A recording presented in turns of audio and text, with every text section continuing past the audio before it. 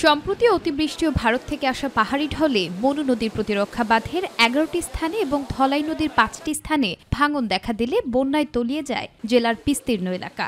এই বন্যায় মানুষের ঘরবাড়ি ও রাস্তাঘাটের ক্ষয়ক্ষতির পাশাপাশি আউশ, আমন, বীজতলা এবং শাকসবজির ১৫,২২২ হেক্টর জমির ফসল নষ্ট হয়ে যায়। ভারতের উজান থেকে পানি নামিয়া ওই যে রাস্তা ভাঙ্গিয়া আপনার ওই যে ফিশারিটা, আরো ফিশারি আছে, অনেক ফিশারি আছে, গুলা ফিশারির সব মাছ বাড়িয়ে গেছে।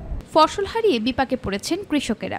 এদিকে এখনো মেরামত হয়নি প্রতিরক্ষা বাঁধের ঝুঁকিপূর্ণ স্থান। ফসল নষ্ট হওয়ার পাশাপাশি বাঁধ মেরামত না হওয়ায় নতুন ফসল লাগিয়ে দুশ্চিন্তায় কৃষকেরা। এখানে টমেটো, সবজি, ধান বান সবকিছু শেষ, এখানে কিচ্ছু নাই। এই জায়গাটা পুরা ময়দান হয়ে গেছে, বালু জায়গা বইরা। খুব কষ্ট করিয়া ঋণ করিয়া নিয়ে আমি যে করছি, আমি গরিব মানুষ। ৭০ টাকা ৮০ টাকা চাইলে খেতে খারাপ, আমরা কি করি, আমরা বাঁচবো, ঘর দুয়ার নাই, বাড়িঘর নাই, সবকিছু এই ফ্ল্যাটে নিয়ে গেল কি, তখন তো আমরা নিরুপায়।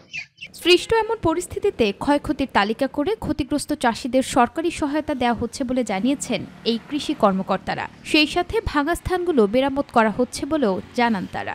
সরকার বিভিন্নভাবে প্রণোদনা দিচ্ছে কৃষককে। ৪,০০০ জন কৃষককে হলো আমন ধানের বড় প্রণোদনা দিচ্ছে, ৯,০০০ কৃষককে হলো শাকসবজির বীজের প্রণোদনা দিচ্ছে এবং রবি ফসলের ৬,১৩০ জন কৃষককে প্রণোদনা দিচ্ছে। এই ১৬টির মধ্যে আমরা ৬টি স্থানের বাদ আমরা পুনরায় ওই ক্ষতিগ্রস্ত স্থানকে পুনর্বাসনে নিয়ে এসেছি, আর 10টি স্থানের কাজ আমাদের বর্তমানে চলমান রয়েছে।